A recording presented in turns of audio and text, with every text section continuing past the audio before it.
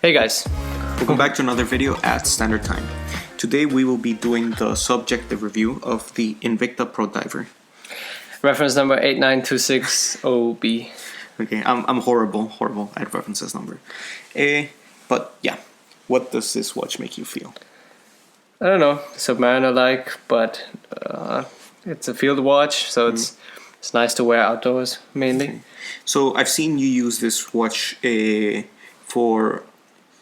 You don't baby it, you know? What sort of activities do you use this watch for? I don't actually wear watches when I'm doing something impact heavy. Okay. That's in general, that's kind of my policy. So I just wouldn't, regardless of what the watch is. So I wouldn't play sports or something with it. And I also don't like sweating into a NATO strap or, mainly a NATO strap. Mainly NATOs, yeah. So, but I would wear this when riding a bike or something like that. Okay. So there's actually a lot of impact when you ride a bicycle, because especially when it's a mountain bike. Yeah, there's a lot of this sort of movement. Yeah, and there's so many vibrations. Even though it doesn't seem like it, if you look at your wrist and you look at a watch on your wrist, and then you see the amount of moves, you get kind of freaked out. No, exactly. But yeah, I don't mind doing that with this piece. So it's sort of a beater watch, because I'm not too concerned. That's the only thing behind it. And it's very solidly built, so I trust it. Okay. So you got this as a amazing bargain from eBay. Yeah, I bought it for 47 euros. That's about $52, so somewhere there. Okay. It's used. It's 2 years old, and it is quite beat up. Okay. Because it's got scratches. It's got chips, minor chips on the crystal, needle sized. And it had plenty of scratches on the bracelet, but I don't mind that. And another feature was was the broken crown. Well, it's not exactly broken, but the thing is, when you unwind the crown, and let's say you wanted to set the time going anti-clockwise. So the way this, I guess maybe across the board with NH35, is if you want to go ahead in time, you turn your crown clockwise. Yes. And you want to go backwards in time, anti-clockwise, also anti-clockwise. Yeah. So when I did that, the crown just came off. Completely came off, detached itself from the stem. Now that's essentially because I think it was not screwed on tight enough. Okay. Or maybe through whatever impacts the previous owner went through, it loosened that up, or loosened whatever sealing adhesive element that you do put on the threading of the crown when it's attached to the stem. Yeah, it's not a big deal. A watchmaker can do it simply if they take out the entire stem and then you just put it back together. tightly. Yeah. It's not an issue. I mean, it really makes you think, how does someone in 2 years chip the crystal away? I've owned the Seiko 5 for 2 years, and it doesn't have any scratches. I've actually concluded that the person was not a watch person, since it came to me with the crown unscrewed in the box, and that's a clear indicator you have no idea what you're doing. Yeah, you can actually go check out the unboxing. You gave entirely first impressions, and on that video, the watch just fell. He didn't even put it on the cushion. On the cushion. The cushion and the watch were both separately placed inside the box. Anyways, I mean, the guy wasn't a watch guy. It keeps time really well. So this is that's testament to how solid of a watch this is. No, exactly. And I actually did not expect it to be this good. So the winding action, you guys might have experienced it already. It is of course the NH35. But I didn't realize how good a movement the NH35 was, because it is high winding and hacking. Yeah. Which my experiences with the 7S30, 36, I think. Not too sure. Yeah, but anyhow. Yeah. Non-hacking, non-high winding. I've loved this watch, but it's not technically better than an NH35.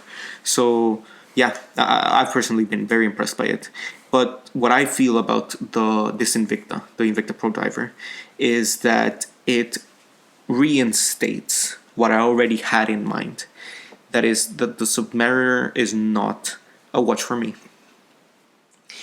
You don't like the proportionality? Yes, the design, or the design mostly. So of course this is homage to the Submariner. But I think homages kind of give you just like a light taste of what the actual thing would be. This is a very solid, similar taste. Yes. It's a very similar taste. I think the only thing is it's a bit thicker, but that's only because it has the see-through case back. I just think the Submariner is kind of a vanilla watch, Fair point. and you see it everywhere, or like you see it in a lot of places, and it just doesn't say anything about you really. It just says, "Hey, I have a watch." Okay, but coming to this again, let's say you bought this for 200th. Wait, let's be precise with this.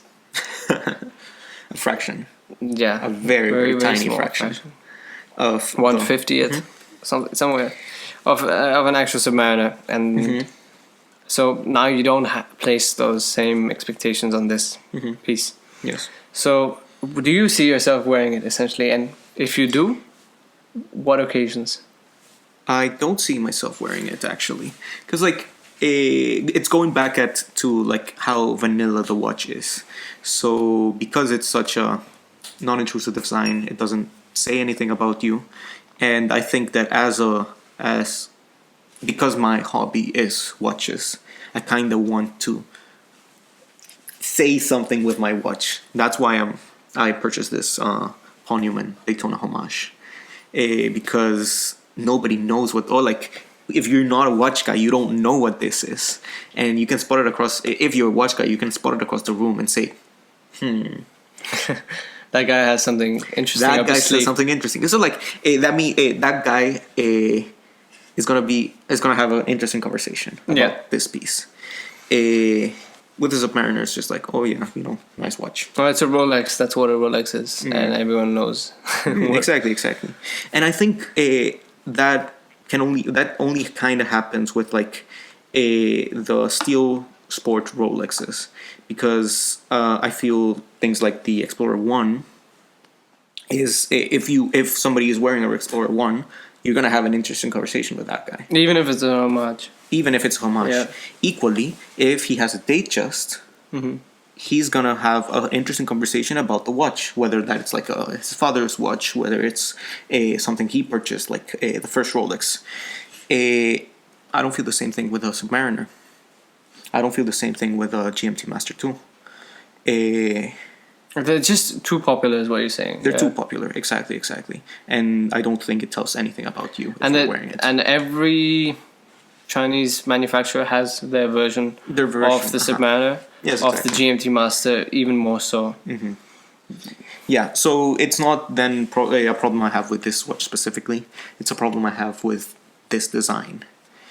Well, what about you? I think you see yourself in the future owning a real Rolex Submariner? Initially I was gonna say yes in the first week of having this piece, but then now that I've not worn it for a bit, I don't miss it.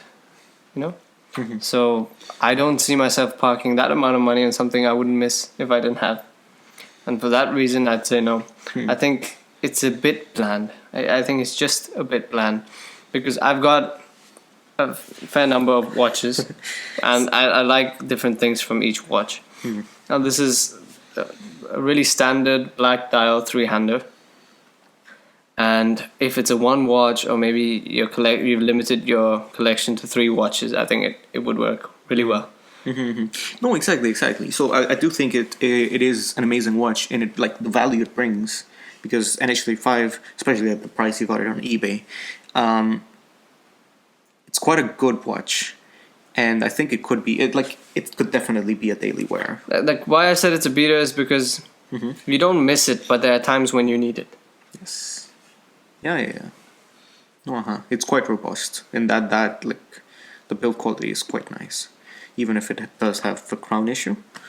I didn't baby it, It's It's a great piece. If it's your first watch, sure, that's a fantastic reason to get it. And as a watch, it's really quite fantastic also. Yes. But the thing is, if you're dead set on being a watch collector, or you've been in the hobby for a bit, then I don't think it would excite you as much. Yeah. And Oh, exactly. if it's not going to be a staple watch, then it doesn't have too much purpose in your collection, I think. Uh-huh. Then again, guys, do you remember? We do have the privilege of having this YouTube channel, and we do experience quite a lot of watches. And intentionally also experience watches Uh-huh. that we're not that big fans of. Exactly. We intentionally go to places with watches. It simply didn't pop. And that's, I guess, a problem for us, but it might not be one for you, because it is. You might be really excited. I mean, I'm quite sure.